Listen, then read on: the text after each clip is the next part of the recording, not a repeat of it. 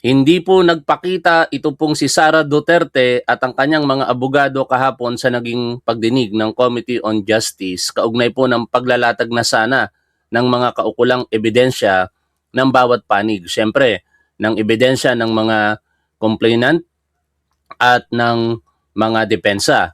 Pero ang mga nangyari po kahapon ay mga preliminary matters pa lamang. Unang-una, yung mga grounds, kung ano po ba yung mga ground rules kung tawagin, kung ano po yung mga dapat pagbatayan ng kanilang pagdinig at saka eventually napagtalunan din po yung pag-i-issue po ng subpoena. Ang mga pangunahing issue ay tinutukoy partikular nito pong si Congressman Rufus Rodriguez ay yung kredibilidad in particular nitong testigo na si Ramil Madriaga. Saka yung mga pananiwala niya na hindi po naaayon po sa tamang proseso o tinatawag niya pong fishing expedition. Pero sa huli, nanaig ang majority votes kaya naman nananatiling talunan. Ito pong si Congressman Rufus Rodriguez kaugnay po ng mga paghahain ng motion, kaugnay po ng issuance ng subpoena duces tecum at ad testificandum. Marami po ang nagtataka bakit po ganito ang nagiging pananalita at aksyon ni Congressman Rufus Rodriguez.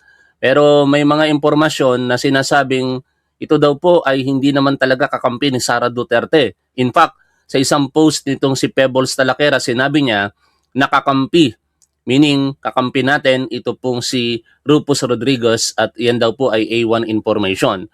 Pero mahirap pa rin paniwalaan sapagkat syempre ang kadalasan nagiging basehan ng ating paniniwala ay kung ano po yung ating nakikita at nadidinig. Ngayon, babalikan po natin ang mga pangyayari kahapon diyan po sa naging pagdinig ng Committee on Justice sa pamumuno nito pong si Chairwoman, Congresswoman Jinky Luistro. Panoorin po natin ang balita mula po sa ABS, mula po sa GMA at mamaya maganda yung recap ng Rappler Pero ihuli na po natin yon. Unahin muna natin ito pong GMA News. Magandang gabi po, Luzon, Visayas at Mindanao. Pinasasabpinaw, pinahaharap ng House Committee on Justice ang dating Chief of Staff at ngayon abogado ni Vice President Sara Duterte na si Attorney Michael Poa. Ipinatatawag din ng komite ang nagpakilalang bagman umano ni Duterte na si Ramil Madriaga. Pinasabpi na rin ang SAL-N ng Vice. Hindi dumalo sa pagdinig kanina si Duterte. Ang kanyang mga abogado naman ay nagsabing walang jurisdiksyon ang Kamara. Nakatutok live si Tina ang Libanter. Tina! Mel Emil Vicky, pinasabpina ng House Committee on Justice ang dating Chief of Staff at spokesperson ni Vice President Sara Duterte na si Attorney Michael Poa. Ang kaso, isa rin siya sa mga tatayong legal counsel ng BICE sa pagdinig ng komite. Singit tayo bago magkalimutan mga tol, kung kayo po yung mga sumusuporta sa ating gobyerno, sa ating Pangulong Bongbong Marcos at dito sa ating programa at hindi kayo Duterte supporter, wag niyo po sanang kalilimutang mag-like at kung pwede, pakishare niyo na rin po ito pong ating live stream. Pinasabpi na rin ang nagpakilalang bagman umano ng BICE na si Ramil Madriaga. Ang upuang inilaan para kay Vice President Sara Duterte, bakante. Pati ang lugar na inilaan para sa kanyang mga abogado. Hindi kasi sila sumipot sa unang pagdinig ng House Committee on Justice upang alamin kung may probable cause ang impeachment complaints laban sa BICE para ituloy sa pagdinig sa Senado. Kanina, ipinasabpina ng komite ang isa sa mga tatayong legal counsel ng BICE na si Attorney Michael Poa. Si Poa, umupong dating Chief of Staff at spokesperson ng BICE sa Department of Education at spokesperson sa Office of the Vice President. Nais ng komite na matanong siya tungkol sa paggamit ng confidential funds ng BICE na isa sa mga issue sa impeachment complaints. In such capacity, he has very material and relevant information on how the confidential funds in the DepEd were used, and in particular, he had a direct role in the preparation of the accomplishment reports relating to the use of the DepEd's confidential funds Tinanong namin ng komite kung magkakaroon ng issue sa pagtestigo ni POA, gayong isa siya sa mga pinili ni Duterte na magtangkol sa kanya sa komite. We will see in the next hearing no kung how he will take this particular subpoena kasi nabanggit naman halimbawa ay yung pong relevancy nung pong kanya pong In short mga tol, ang nais ipaliwanag dito nitong si Congressman Terry Ridon at ng Committee on Justice ay kung during the time na dumalo nga po itong si Attorney Michael Powa ay kanya pong i-invoke yung client-lawyer privilege communication. No? Kasi kung hindi niya naman po gagawin yon, walang magiging problema.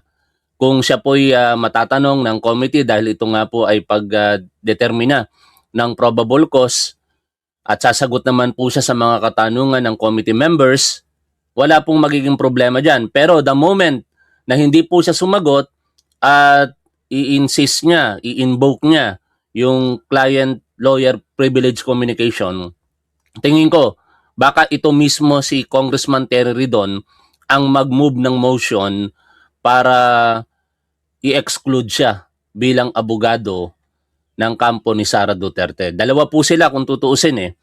Kasi 16 po ang abogado ni Sara Duterte at dalawa po dito ay meron pong personal na involvement sa paniniwala po ng mga complainant at ang isa po ay si Attorney Raymond Munsayak. They serve sa mga kapasidad na undersecretary. Siyempre during that time nakalihim ito pong si Duterte sa Department of Education at doon nga itong si Michael Powa at spokesperson naman ng Office of the Vice President, ito pong si Attorney Raymond Munsayak. At parehas po silang nababanggit ng mga naging resource person sa hearing noon ng Good Government and Public Accountability, ang katumbas na Blue Ribbon Committee ng House of Representatives.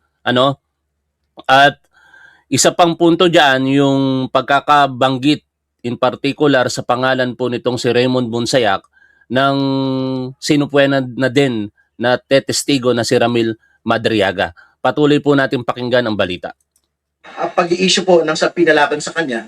Bukod kay POA, pinatatawag din ang taga-Commission on Audit para mausisa tungkol sa investigasyon nila sa confidential funds ng BISE at pinakukuha sa Philippine Statistics Authority ang Certificate of Birth, Marriage o Death ng mga taong nakatanggap umano ng perang ito. Pinapapunta rin sa pagdinig si Ramil Madriaga, ang nagsabing naging bagman daw siya ni Duterte sa kabila ng pagtutol ng ilang miyembro ng komite. Nakakulong ngayon si Madriaga sa BJMP Taguig at hihingan daw siya ng karagdagang security ng komite. In his own sinumpang salaysay, sinabi niya, and I quote, "Araw-araw na rin nagsasabi sa akin, delikado na talaga ang buhay mo, seryoso. Ingat Ram, balita ko mataas-taas ang reward money sa'yo, secure mo ang family mo, at iba pa. Sa loob ko ay nakakaramdam ako ng sobrang takot." Madam Chair, Ramil Madriaga is a polluted source. He is facing kidnapping with murder charges. Tungkol Yan po yung isa sa pinakamabigat na nadinig ng kampo, partikular nitong si Ramil Madriaga, na sabihin na siya po ay polluted source during the hearing pa lamang ng determinasyon ng preliminary or ng probable cause, or akin to preliminary investigation sa isang criminal case.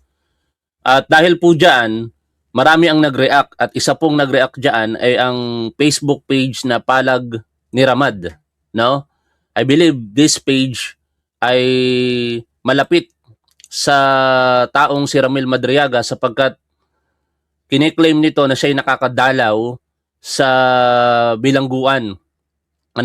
In fact, doon po sa naging pagbasa po natin kamakailan, siya po yung nagpahayag ng mga sumusunod. Basahin ko lamang, noong March 23, sinabi niya po ito dito sa kanyang Facebook page, "Binilin sa akin ni Karam nitong huling dalaw ko sa kanya na sigurado daw na ipapapatay siya ni BP Sara dahil yun kasama niya na naghatid ng confidential fund ay napatay na." Kaya ganun po ka-concern, particular ito pong si Congressman Chel Jokno. 4 na beses o 5 beses ko na yatang nasabi ang salitang partikular. Pasensya na kayo ha. Medyo nagiging favorite ko yung termino. Ngayon, dahil po dyan, nagkaroon po ng motion for protective custody, di ba? Na tinututulan ni Congressman Rufus Rodriguez. At marami ang nagtataka, bakit ganito po si Congressman Rufus Rodriguez? Ngayon, ito pong palag ni Ramad Facebook page na pinaniniwalaan ko po na malapit kay Ramil Madriaga, ito po yung kanyang pahayag. Kaugnay niyan. Babasahin ko po ito at sana kung ano man yung mga sinasabi niya po dito, nasa sa inyo na po yan kung paniniwalaan nyo po o hindi. Pero ilan sa mga naglalaro sa aking isipan, bakit ang mga naging interesado sa pagkatao nitong si Ramil Madriaga ay mga bigating politiko? Nandoon ang dating Pangulong Joseph Ercito Estrada, si Governor Chavit Singson, no? Bakit kaya? Tapos lately, si Sara Duterte. Sabi niya po dito, hindi ko alam kung playing devil's advocate o bilang filibuster si Congressman Rufus Rodriguez para lang hindi magmukhang one-sided ang impeachment hearing. Posible, no? Kasi alam niyo mga tol, kung titingnan po ninyo yung sinasabi nitong si Congressman Rodriguez, parang devil's advocate talaga di ba? Minsan sasabihin natin ang mga bagay-bagay para lamang mabigyan ng klaro. Dahil isa na rin po ito sa mga magiging ebidensya possibly na meron talagang due process na ibinibigay kay Sara Duterte. No, sa pamamagitan ng mga pananalita nitong si Congressman Rufus Rodriguez, parang nire-representan niya ngayon yung part ng kampo ni Sara Duterte kahit wala sila doon. Tapos indirectly nasasagot naman ng Committee on Justice. But still, yan po ay spekulasyon lamang mula po sa atin at even dito po kay palag ni Ramad. Ituloy ko po yung sinasabi niya dito. Anyway, let me set things right. I'm sure na alam ni Congressman Rufus na walang pending criminal case si Karam at walang kasong kidnapping kung saan siya ay hinatulan ng pinal dahil naimbestigahan na si Karam ng NBI bago ang desisyon sa transfer niya. Ang kaso na murder na ikinaso ni Harry Roque kay Karam ay case dismissed na sa DOJ noong November 2023. Kung matatandaan po ninyo kahapon, ito po yung pino-point out ni Congressman Rufus Rodriguez. Nasampahan ng kasong murder yan. Di ba? Mahirap daw pagkatiwalaan at polluted source. Itanong nyo na lang sa DOJ kay Prosecutor General Padulyon, public record yan. Yung kidnapping naman ay iniurong ng DOJ pero isinampa ulit ni Roque. Nasa SMNI videos yan ng pinagmamalaki niya na personal siya na nagpatulong kay DOJ Secretary Boying Remulla na kaibigan daw niya sa UP. Siguro ito yung mga panahon na maayos pa ang sitwasyon sa pagitan po ng ilang Duterte supporter at ng kasalukuyan pong gobyerno. Kasi unang-una sa lahat, si Rodrigo Duterte naman noon pa man umaatake na yan kay Pangulo, magulo lang ang isip tuloy ko na po. Baka maalis pa po tayo ng topic. Nandito na naman yung basura. Pasensya na kayo kung medyo magiging maingay at sana hindi makaka-divert o makaka-disturb ng inyong pakikinig sa ating talakayan. Medyo malakas po kasi yung musika mula po sa nagbabasura. Bakit namatay ang pulis? Ayon sa PNP-AKG ay nagkabarilan daw ng nailigtas ang 2 pogo Chinese na merong edad 25 at 28 years old. Hindi makikita na batang Chinese tulad ng pinalabas ng PNP-AKG sa balita. Hindi naman naligtas, kusang umuwi. Bumalik pa nga sa kidnapper nila saka ulit umuwi. Yan, salaysay po ng 2 Chinese pogo. Sabi ng DOJ na walang ebidensya na naroon sa barilan si Karam dahil kung nandoon siya ay malamang patay na din siya o nakuhanan ng body cam o CCTV sa lugar para ma-identify. Walang naipakita ni isang ebidensya sa larawan o video ang PNP-AKG. Kung ganun nga, sino ang nakabaril sa pulis na PNP-AKG? Tanong natin ang PNP-AKG kung sino. Alam nila yan. Imposibleng hindi nila alam yan. Wala ding police report kaninong bala ang nakatama sa pulis na namatay. Hindi din binigyan ng parangal ang namatay na pulis. So, sino ang nakapatay sa pulis? Kung hindi si Caramil, hindi ko alam. Pero ilang buwan ang lumipas ay meron na namang namatay na pulis sa hanay ng PNP-AKG sa isang operasyon nila sa Pampanga. At nalulungkot ako habang ko itong binabasa, mga tol. Bakit? Kasi this is personal sa akin. Alam niyo, prior pa sa mga pangyayari po na ito na binabasa natin, yung boss ko na si Colonel Arthur Masungsong, siya po ay naka-assign sa AKG. At during that time na nag-operate ang AKG noong December 23, 2017, napatay po siya. Ano? Sa paniniwala na nanlaban ang mga kidnapper. Pero hindi na po ako magkukwento ng mas malalim pa dyan, ngunit sa aking paniniwala, hindi po ganun ang nangyari. Tuloy po ako dito sa binabasa po natin. Nang ito ay pinaimbestigahan ng byuda na asawa, ay lumabas sa investigasyon na ang bala na tumama at nakapatay sa pulis ay galing sa baril ng isang operatiba ng PNP-AKG. Parang naging normal na, no? Na merong napapatay sa AKG at lumalabas lagi na sa pagkakapatay ng pulis, yung kidnapper ang nakapatay.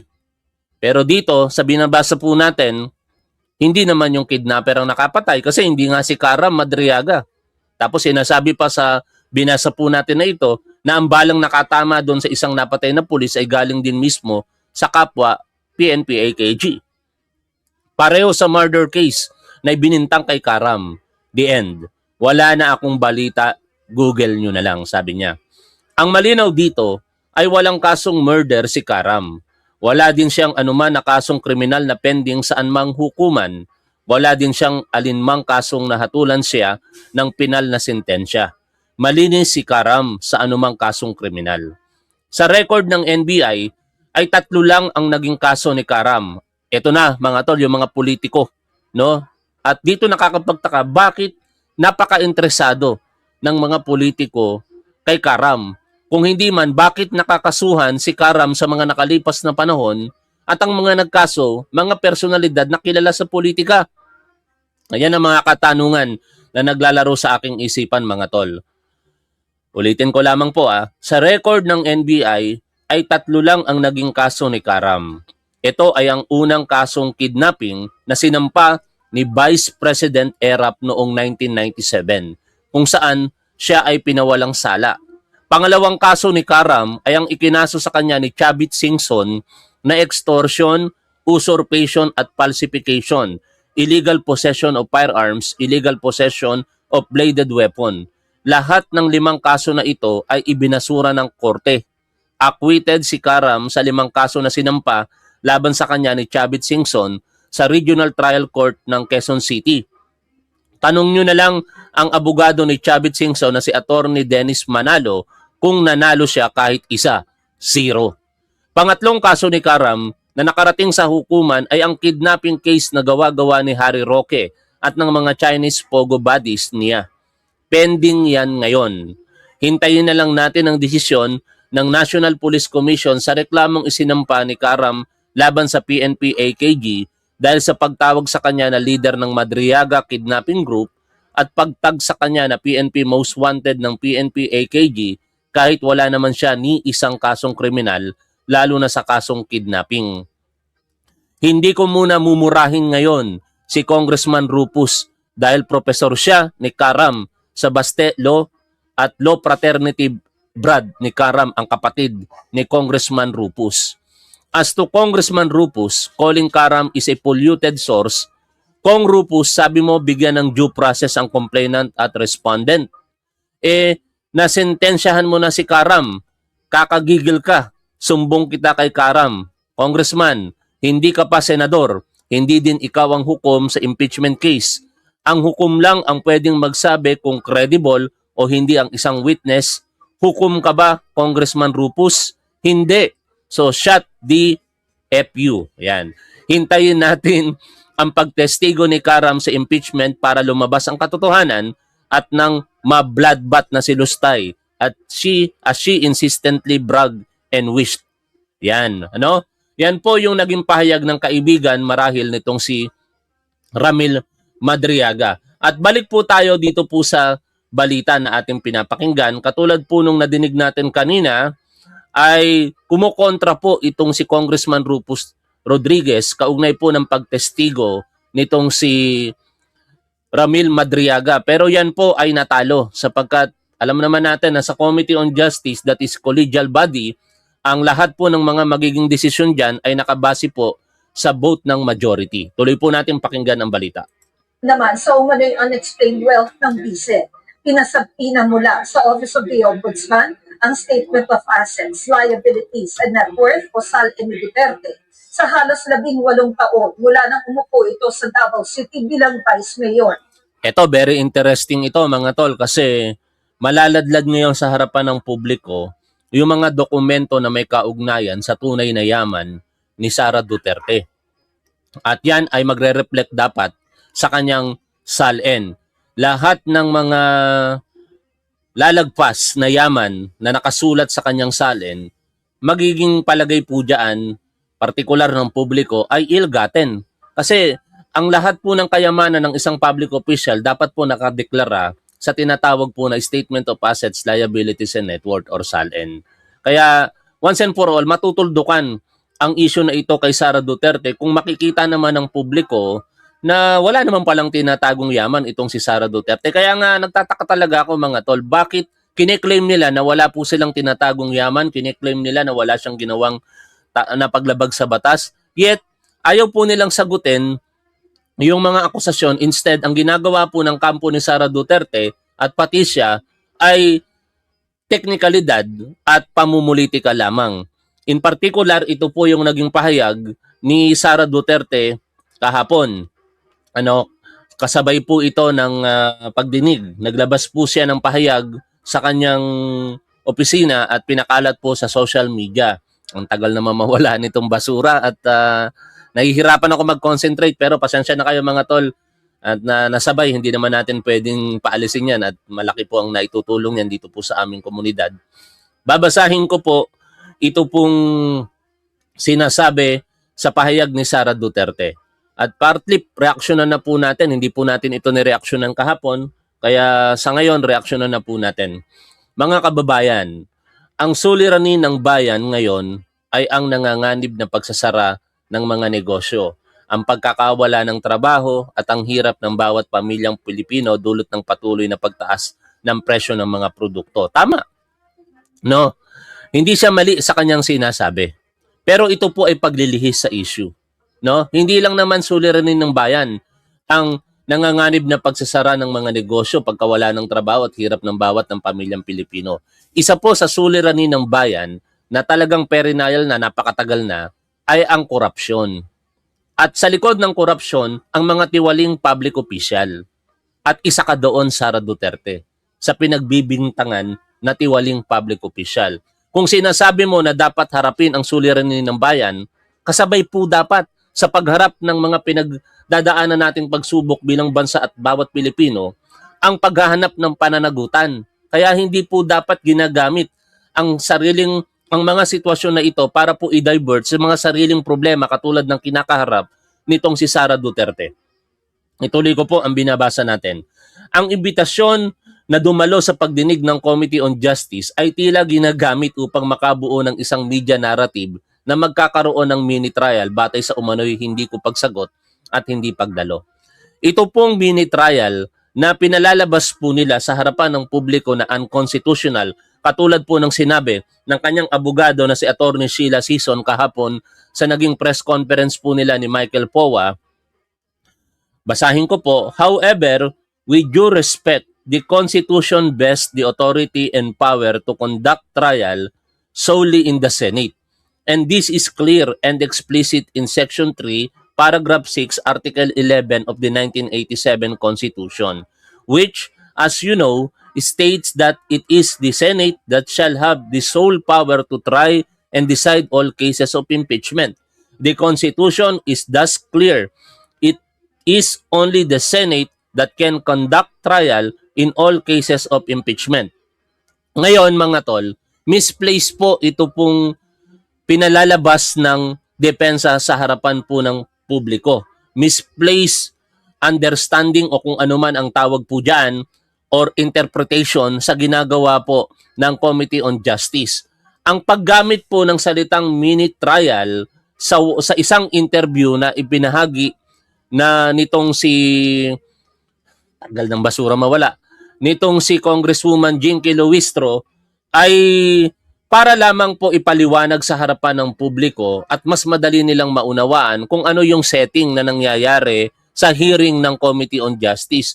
But salamat naman at natapos na. But it does not necessarily mean na magkakaroon po ng mini trial. Ang trial po ay solely vested lamang sa Senado at hindi po sa Committee on Justice. Ang ginagawa po ng Committee on Justice ay akin to preliminary investigation sa mga criminal cases sa prosecution. 'Di ba? In fact, may paliwanag nga po dito si Fiscal EJ. Basahin po natin yung paliwanag ni Fiscal EJ kasi mahirap naman na ako ang babangga diyan po sa isang abogado. Hindi po tayo abogado eh. Kaya ibangga po natin yung paniniwala ng isang abogado dito po sa pinag-uusapan po natin. Basahin po natin ito pong point of view, legal point of view ni Fiscal EJ. The hallucinations of BP Sara's legal team. Masyadong pilit ang legal gymnastics ng defense team ni BP Sara. They are crying unconstitutional and lack of jurisdiction based on a wrong premise.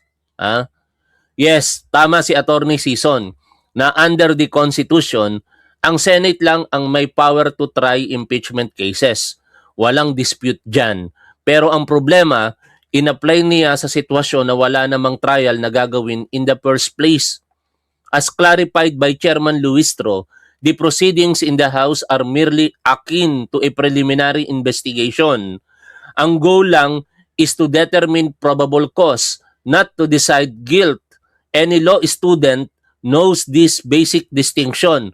Ang House nag-iimbestiga kung may sapat na basihan habang ang Senate ang magta-trial at magde-decide kung guilty o hindi. Kaya nga wala kang makikitang full-blown adversarial setup sa mga hearings na gagawin ng Committee on Justice. Walang cross-examination as a matter of right. Walang determination of guilt. Kaya nung nag-insist si Representative Rufus Rodriguez na dapat daw payagan ng mga lawyers ni BP Sara na ma-cross-examine, hindi pumayag ang committee. Why? Because cross-examination is allowed only in a full-blown trial. And that full-blown trial happens in the Senate acting as an impeachment court. Now, sinasabi ng defense na walang jurisdiction ang House. That's plainly incorrect. The Constitution itself says that the House of Representatives has the exclusive power to initiate all cases of impeachment. Hindi pwedeng sabihin na may power kang mag-initiate pero wala kang power mag-hearing o mag-evaluate ng evidence. That would make the power meaningless. Kasama sa power na yan, ang ability to compel the attendance of witnesses and secure the production of documents sa pamamagitan ng pag-issue ng subpoena. Hindi ito fishing expedition. Standard procedure yan kahit sa ordinaryong prosecutor. By the way, ito pong binabasa po natin ay isang prosecutor, si Fiscal EJ. Ituloy ko po ang binabasa po natin. Under Section 10I of the DOJ Rules on Preliminary Investigation, ang piskal ay may kapangyarihang mag-issue ng subpoena ad testificandum at duces tecum to secure material evidence. Kung ang isang regular na piskal nga may power na lumabas sa four corners ng complaint para makuha yung katotohanan, bakit babawasan ang kapangyarihan ng House of Representatives? They are performing a constitutional mandate. To call it fishing is to insult the investigative power of Congress. Even the reliance on Francisco versus House of Representatives is misplaced. Totoo, rules must conform to the Constitution. Pero saan ang violation dito? Wala. hindi nagtatrial ang House, ine-exercise lang nila ang power to initiate. So the premise for invoking that case simply doesn't exist. Sinasabi ng defense na walang jurisdiction ng House, mali. The Constitution is clear. The House of Representatives shall have the exclusive power to initiate all cases of impeachment. Ang ibig sabihin ng initiate, hindi lang pagtanggap ng complaint. Kasama dyan ang pag-evaluate ng evidence, pag-conduct ng hearings, at pag-issue ng subpoenas. Otherwise, useless ang power. You cannot initiate properly if you cannot investigate. Hindi pwedeng sabihin walang jurisdiction ang House dahil lang ayaw nyo ang paraan ng pag-imbestiga nila. At ang pinaka-ironical sa lahat, humihingi ng due process pero nung binigyan ng pagkakataon na sumali at magpaliwanag at this stage, umatras. The House proceedings are actually an opportunity to address the allegations early, even possibly prevent the case from reaching the Senate. Tapos, hindi sasali. O yan po kaya alam po ninyo, yung sinasabi po nitong abogado na si Attorney Sheila Sison, ang legal counsel ni Sara Duterte, ay misplaced premise po ito o wrong premise. Hindi po ito nakaangkla talaga kung ano po ang itinatadhana sa ating saligang batas. Ngayon, basahin po natin patuloy ito pong sinasabi dito ni Sara Duterte sa kanyang naging pahayag kahapon.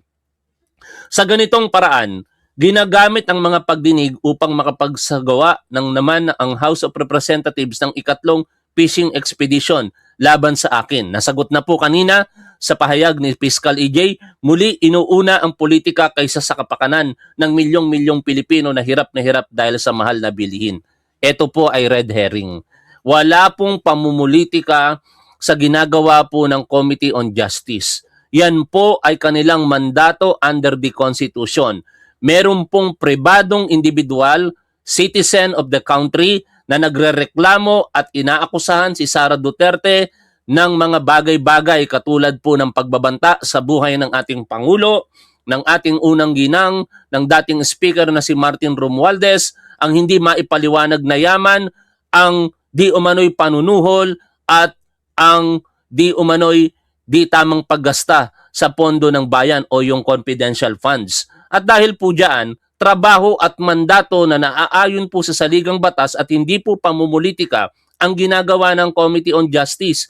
Kaya yung premise nito pong dalawang senador na si Senator Robin Padilla at Senator Amy Marcos, basahin ko na lamang po na ang kanilang mga pahayaga tungkol po diyan. Ito po yung kanilang mga sinabi, no? Sabi ni Amy Marcos, may namumuong digmaan, 140 pesos per litro na ang diesel, hindi na namamasada ang mga tsuper, wala nang makain ng mga magsasaka, magsesemana santa, ang inaatupag nyo ay impeachment at pamumulitika. Nasaan ang kaluluwa nyo para magsilbi sa bayan? Binulag na kayo ng paghihiganti at kasakiman sa kapangyarihan. Sabi naman ni Robin Padilla, may impeachment pa rin pala sa gitna ng kinakaharap ng mga Pilipino. God help us. Ito po ay red herring mga tol, no? Or tinatawag po na straw hat policy. Kasi binabaluktot po nila yung mga argumento, nililihis po nila ang mga issue sa katotohanan. Bakit? Alam po ninyo, ang paghahanap po ng pananagutan ay hindi po pwedeng ipagpaliban kahit meron pong krisis na pinagdadaanan ng bansa at ang bawat Pilipino. Kung ang logic po ng dalawa po na ito, ang pakikinggan po natin, wala na pong mangyayari sa Pilipinas o sa ating mga kapwa Pilipino kasi ang magiging dahilan na lamang mga tol lagi kapag ka merong krisis, gumawa ka ng mali at hindi ka muna papansinin kasi uunahin po ang krisis. Hindi po yun tama mga tol. Maling-mali po yun. No? Kaya ang katotohanan kasi, basahin po natin ito para mas maliwanag na. Kung susundin ang logic ni na Amy Marcos at Robin Padilla, parang ang mensahe ay ganito. Pwede kang magnakaw, pwede kang lumabag sa batas, basta may krisis, ligtas ka muna sa pananagutan.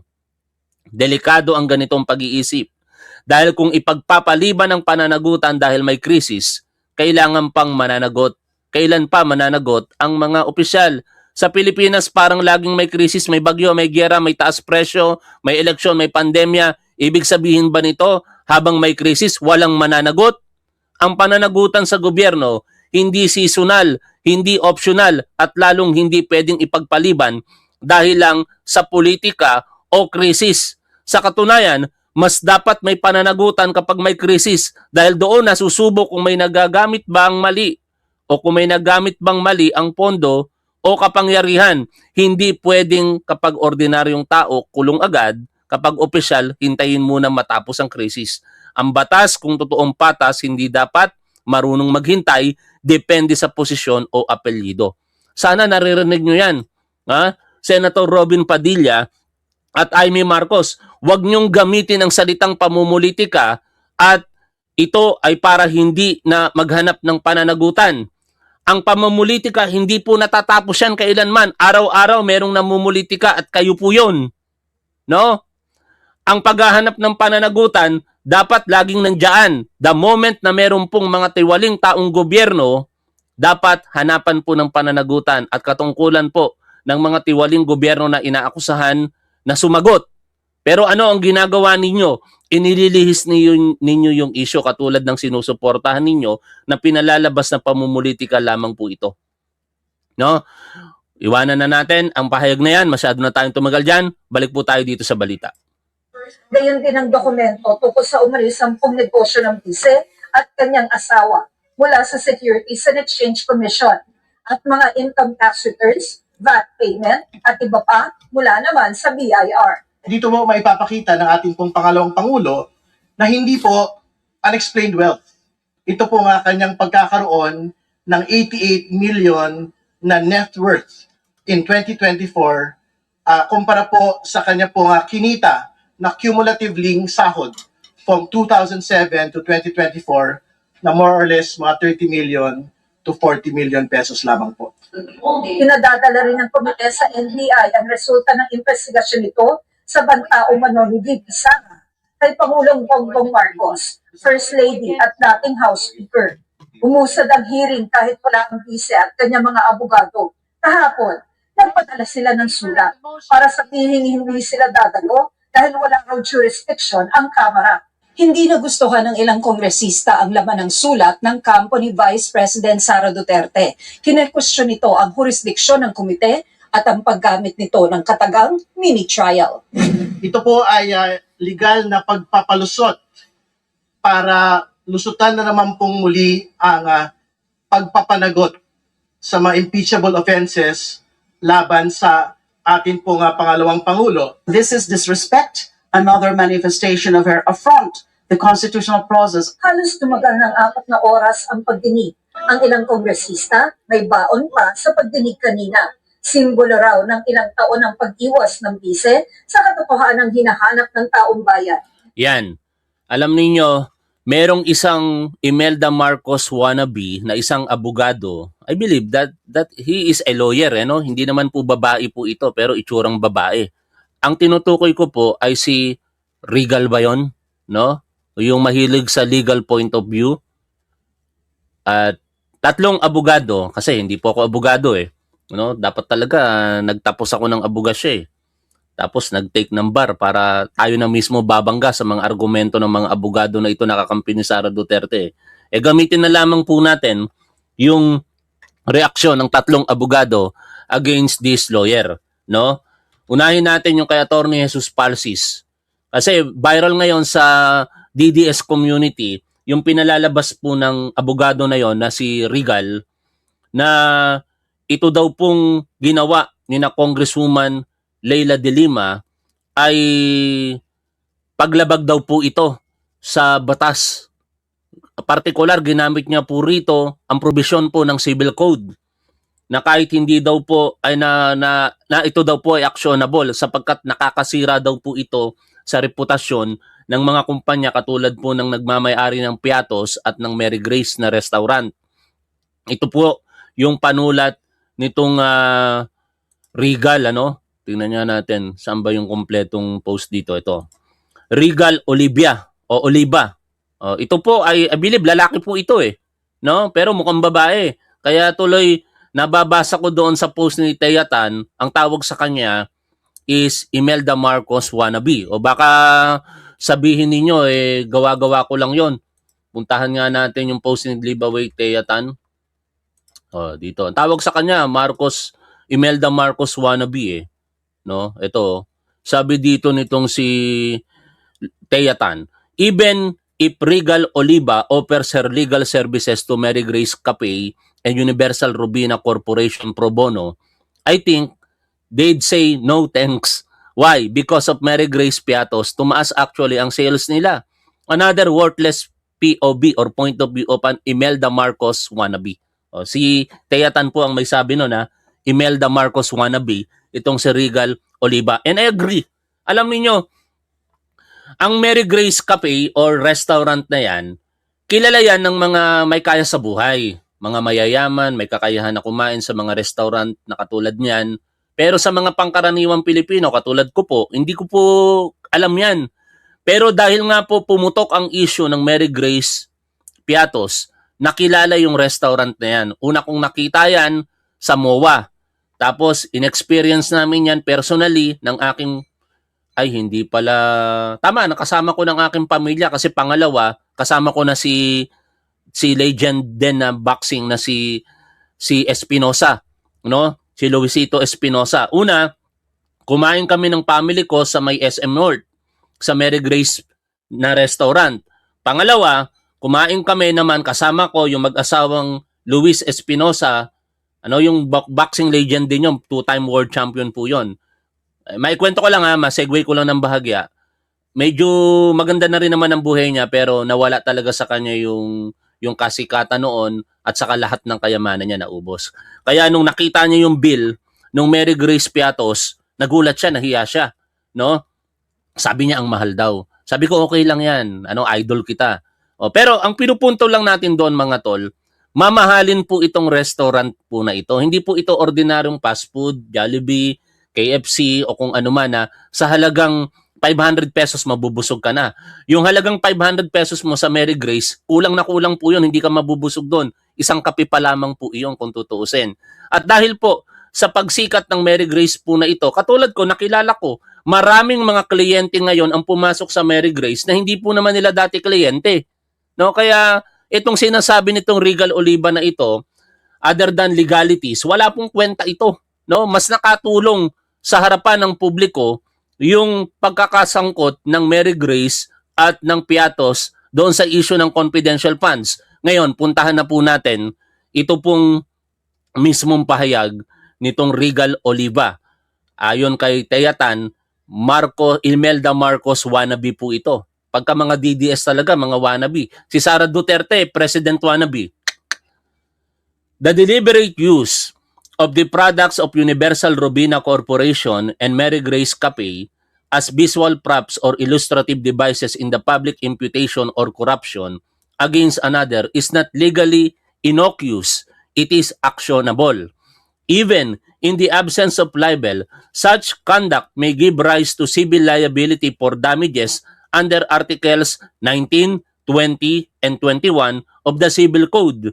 When a corporation's brand, goodwill, and commercial reputation, singit ko lang ito, parang hindi abogado no? Parang sumasagot sa bar exam ayon sa mga kakwentuhan kong mga profesor na nagtuturo sa bar review. Parang mga sasagot sa bar exam na kapag wala nang maisip na sagot, ito na yung general provision na gagamitin. Kasi ito po yung discarding tinuturo ng mga profesor na kapag hindi mo na talaga alam, ito na yung pinaka-safe, may maisagot ka lang dun sa bar question. At ito yung Articles 19, 20, and 21.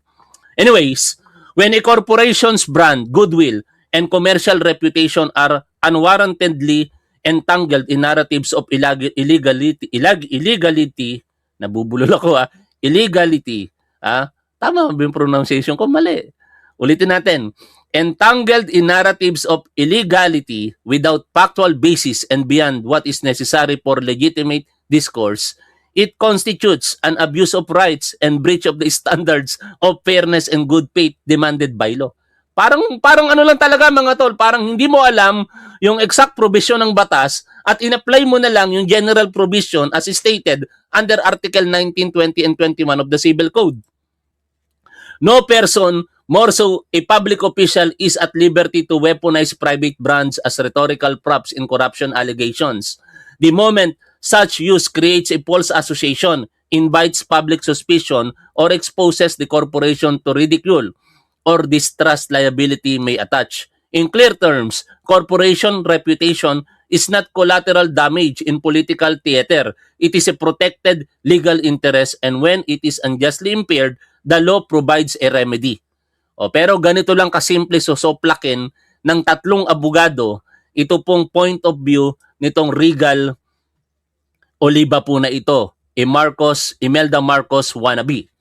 Ito po, una, basahin po natin ang pahayag ni Attorney Jesus Palsis. Paggamit ng Mary Grace and Piatos pwedeng kasuhan? Somebody asked me what I think of Attorney Regal Oliva's post criticizing the use of Mary Grace and Piatos products by the three legit opposition representatives, Mercy Sendanya, Chel Jokno, and Leila de Lima. Ito po yun, yung nakikita po natin dito sa balita. Balik tayo dito. Here's what I think. Mema and baseless. Biruin mo, abogado ka, tapos sasabihan ka ng kapwa mo abogado, mema ka lang. Baseless yung sinasabi mo. Mema.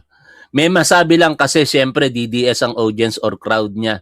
Kaya kailangan niyang kontrahin ang mga kritiko ni Sara Duterte kahit lehitimong kritisismo. Baseless. Dahil nakakalimutan or sadyang kinakalimutan ni Regal point of view ang konsepto ng political speech and satire. The satire is so obvious, bringing both Mary Grace and Piatos products bring to mind. Mary Grace Piatos, the stupid and fake pseudonym that Sara Duterte used to abuse and misuse her confidential funds. Walang kaso ang pwedeng ikaso. Baseless yan. Kung naniniwala talaga siyang may nilabag na batas ang tatlong congressman, mag-file siya ng ethics complaint at doon niya patunayan ang kanyang legal opinion. Or kausapin niya si URC at Mary Grace at i-offer ang legal services niya para makasuhan niya silang tatlo. Yun ay kung kukunin siya. Another day, another worthless point of view. O ngayon, puntahan po natin ang pahayag naman ni Fiscal EJ kaugnay po nito. Ito, tahan natin Hindi po nag-a-agree si Fiscal EJ dito. Sabi niya, I disagree. Walang liability ang simpleng paggamit ng produkto bilang visual reference. Lalo na kung wala namang policy statement of fact tungkol sa kumpanya mismo. Alam naman ng publiko na iba ang tinutukoy na Mary Grace at Piatos. Sabay tawa si Fiscal EJ. Mas mukhang pre-publicity pa nga ito kaysa reputational damage. Yun naman yung pino-point out kanina ni Teyatan. Pinipilit lang lagyan ng legal issue kahit wala. Kaya nga, babalik ako dun sa sinasabi ko sa inyo mga tol. Parang hindi abogado. No? Parang nagte-take lang ng bar exam na hindi alam yung tamang sagot. Kaya gagamitin na lamang yung general provisions sa civil code, may maisagot lamang. Di ba? And lastly, basahin po natin yung kay Attorney Reyes Del Rosario naman. Kontra dyan kay Regal Oliva. Yan. Ito Sabi ni Attorney Reyes po dito.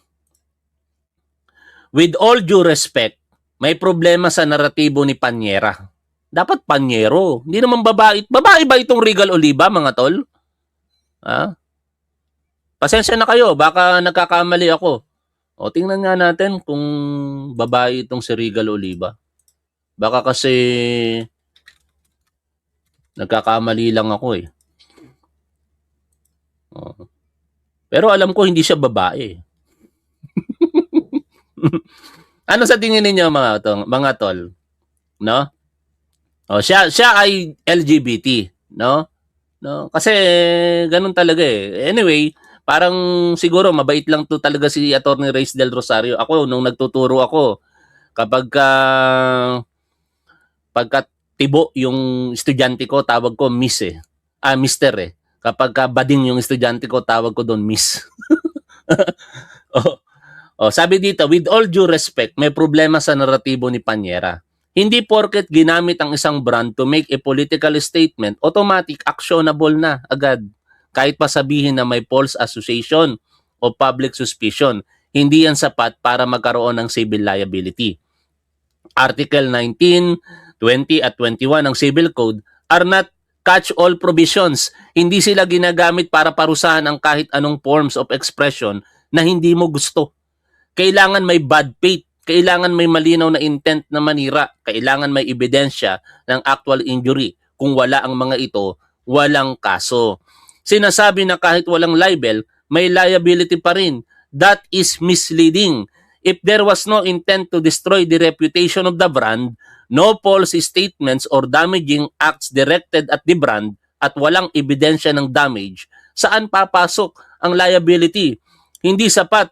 Baka maapektuhan ng reputation. Courts require proof, not assumptions. At isa pang basic point na hindi pwedeng i-ignore, legal standing. Kung may nasaktan, yung mismong kumpanya ang dapat magreklamo, hindi third persons na mas affected pa sa alleged victim.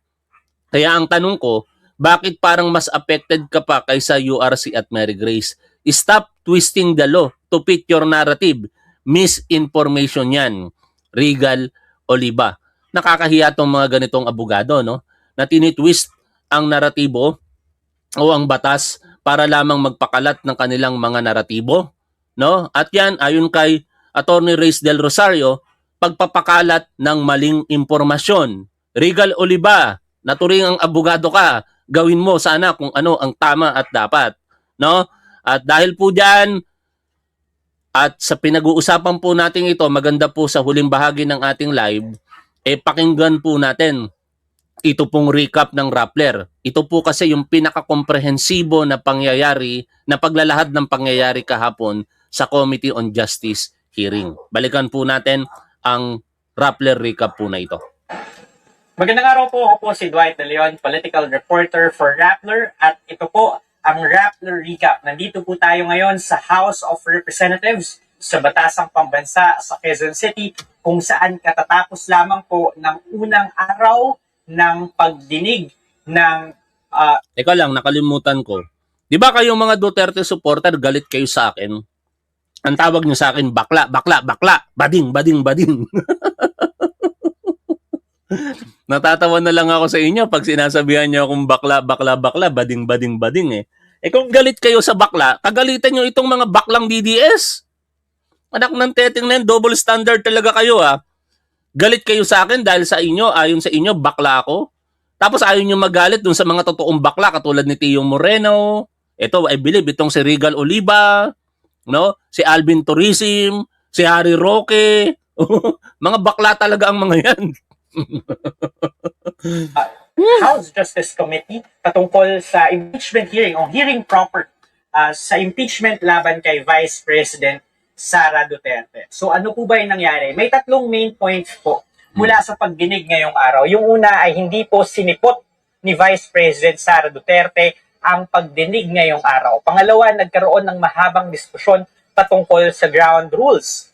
At pangatlo po ay si VP Sara ay naging subject na or maraming subpoena ang inaprubahan ng komite patungkol sa mga ebidensya, mga documentary evidence. So essentially, malapit na pong matanggap ng komite o makuha ang komite ng mga dokumento na mas magpapalalim ng kanilang investigasyon laban sa vice-presidente. So isa-isahin po natin yan dito sa Rappler Recap. So yung una nga po, wala po si VP Sara, no show po ngayong araw. That is expected. In the past 2 days ay naglabas na rin ng kanyang pahayag o ng pahayag ang kanyang mga abogado, ang kanyang kampo, na hindi nga po dadalo sa pagdinig ngayong araw si VP Sara. And that is expected din dahil kung titingnan natin yung noong mga nakaraang hearings ay hindi naman o madalang nagpapakita dito sa Kamara si VP Sara.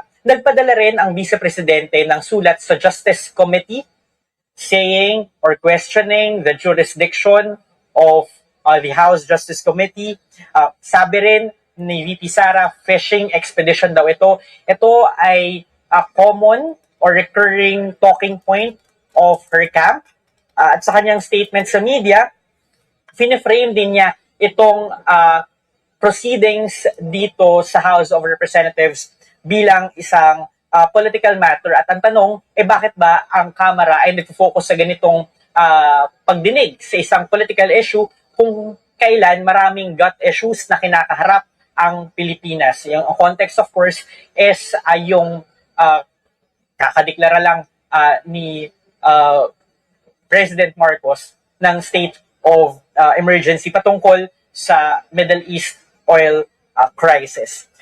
Ay, by the way, maganda yung pahayag dyan ni Sir German Estrada. No? Isingit natin ito, mga tol, kaugnay po ng naging deklarasyon ng ating Pangulong Bongbong Marcos ng National State Energy Crisis, National Energy State Emergency. Tama ba yung pagkakaalala ko? Pero ito po, basahin po natin para mas malinaw po sa lahat. Okay, saan ba banda rito yun? Sandali lamang, mga tol, Nako, saan ko ba nabasa yun? Kay Sir Herman Estrada yun eh.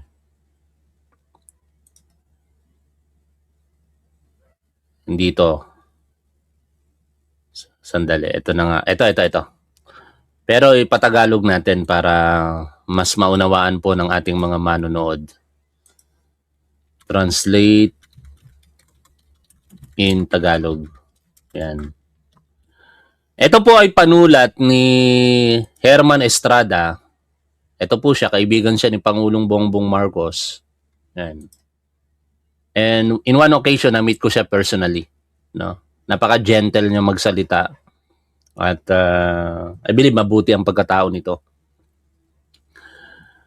Basahin ko po yung kanyang panulat in Tagalog translation. Sabi niya po, maraming mamamayan ang basta na lamang sumasabay sa agos at nakikiisa ng walang sapat na kaalaman sa oposisyon na minamaliit, pinapahiya o kinukutya ang deklarasyon ng Pangulo tungkol sa emergency na enerhiya. Ang Pilipinas ang naging unang bansa na nagdeklara ng National Energy Emergency bilang tugon sa oil crisis sa Middle East noong 2026. Ang pagiging first mover ay nagbibigay ng ilang estratehiko at taktikal na benepisyo na dinesenyo upang maprotektahan ang ekonomiya bago pa magkaroon ng matinding kakulangan sa supply. Ang deklarasyong ito na isinapormal sa ilalim ng Executive Order No. 110 ay nag-a-activate ng komprehensibong response framework na tinatawag na UPLIFT o Unified Package for Livelihoods, Industry, Food, and Transport. Bakit ito mahalaga at ano ang mga prioridad? Sa pagdeklara ng emergency ng maaga, habang ang bansa ay may humigit kumulang 45 araw pang supply ng fuel, nakakuha ang gobyerno ng advance na oras sa ilang kritikal na aspeto. Pag-secure ng global supply, pinahintulutan na ang Department of Energy na magbigay ng advance payments lampas sa karaniwang 15% upang masigurado ang fuel contracts. Dahil dito, kayang higitan ng Pilipinas ang bidding ng ibang bansa na sumusunod pa sa mabagal na procurement laws. Pagbuo ng strategic buffer, agad na naglaan ng gobyerno ng $427 million or katumbas na 20 bilyong piso upang makabuo ng diesel reserve na aabot sa 2 milyong bariles. Dahil nauna ang Pilipinas, nakabili na sila ng buffer bago pa lalo tumaas ang presyo sa world market. Diplomatic leverage. Dahil sa maagang deklarasyon, agad na nakipag-ugnayan ng Philippine Ambassador upang humingi ng US waivers para makabili